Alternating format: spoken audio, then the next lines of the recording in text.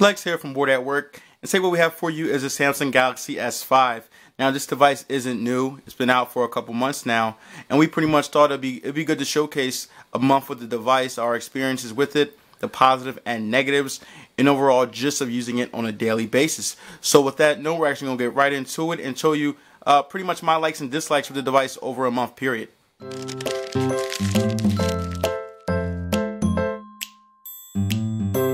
Now, when taking a look at the Samsung Galaxy S5, one thing that you have to mention is that 16 megapixel optical image stabilization camera. This is one of the best cameras that I've ever used on a smartphone, and it's definitely competing with your lower tiered price point and shoot camera. In my usage on that 5.1 inch 1080p HD display, images are vibrant and beautiful. Now, Samsung tends to over exuberate on their colors a little bit, maybe contrasting a little bit isn't good on the software side, but overall when you export these images and video, the quality is up to par with the best of them.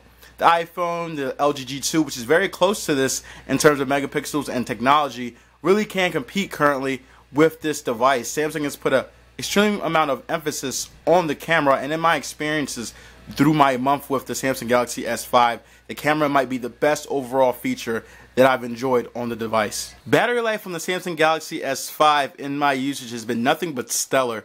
The combination of a beefy battery pack, software features on TouchWiz like Super Power Save Mode, which pretty much makes your device nothing but a phone that you can use to text and call for, but ultimately gives you extended battery life, has made this an enjoyable experience with me. Now, the Samsung Galaxy S5 has TouchWiz, like I mentioned before, so it definitely could do better if it didn't have so much skinning on top of it, but Samsung has optimized everything together pretty well.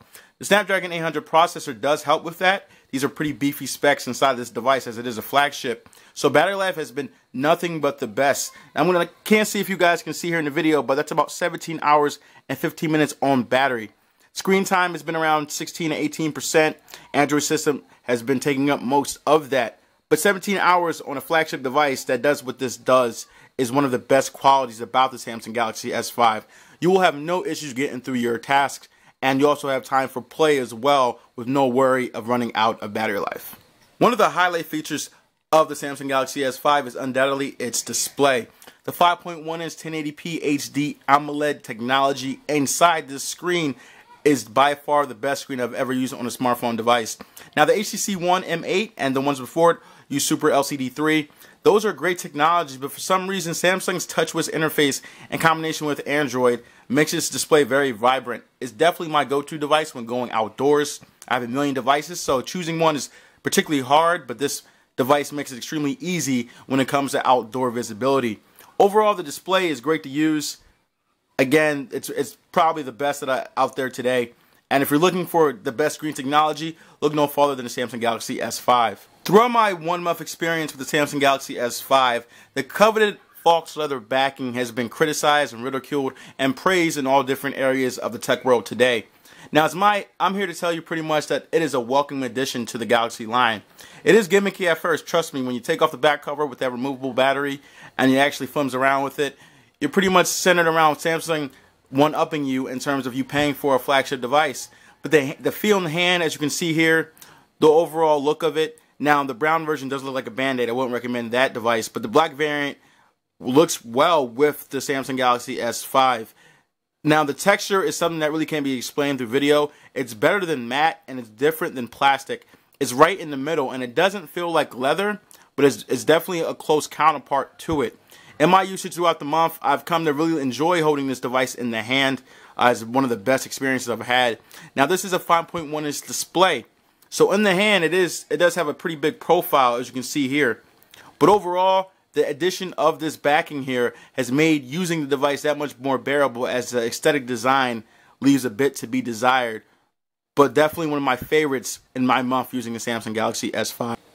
As you can see here, I have the micro USB port open on the Samsung Galaxy S5. Now, this is USB 3.0. This is pretty odd. This is my first time actually falling in love with a micro USB port. Now, I am a tech fantasy guy, but the addition of the USB 3.0 port is by far one of the underlying features that has been promoted well. Using this charging port, on top of it being waterproof and dustproof when the cover is on, you have the ability of faster charging. Faster charging is definitely one of those minimal features that isn't praised enough.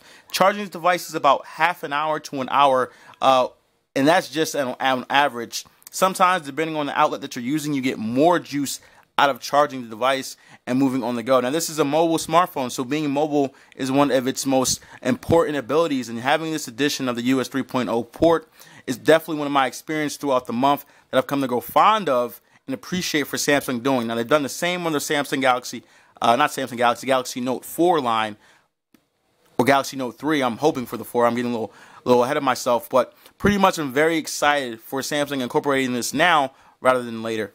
That pretty much sums up my 1 month experience with the Samsung Galaxy S5. This is definitely a beautiful device inside, and it depends on who you are outside.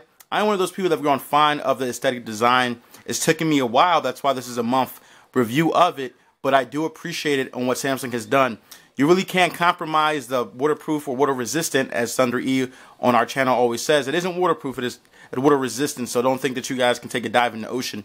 But being dust proof as well, and having longevity on the battery, a good texture on the back to hold, a beautiful AMOLED display, and pretty much the best camera on a smartphone you could find. The Samsung Galaxy S5 has become one of my favorite devices on the market today, and I would still recommend it, even though with the future looming of a Prime version being announced, you still can't go wrong with the Samsung Galaxy S5 on any carrier. And that is just strange. That's something that I wouldn't recommend, as the device pretty much just opened up Google Now services. But I don't know what that was about. But that's it for the review, guys. Be sure to comment in the section below, share, favorite the video. Subscribe to our channel. We have just reached 50,000. We love your support. Thank you guys very much. And remember to always enjoy your entertainment for now and in the future. Thanks, guys.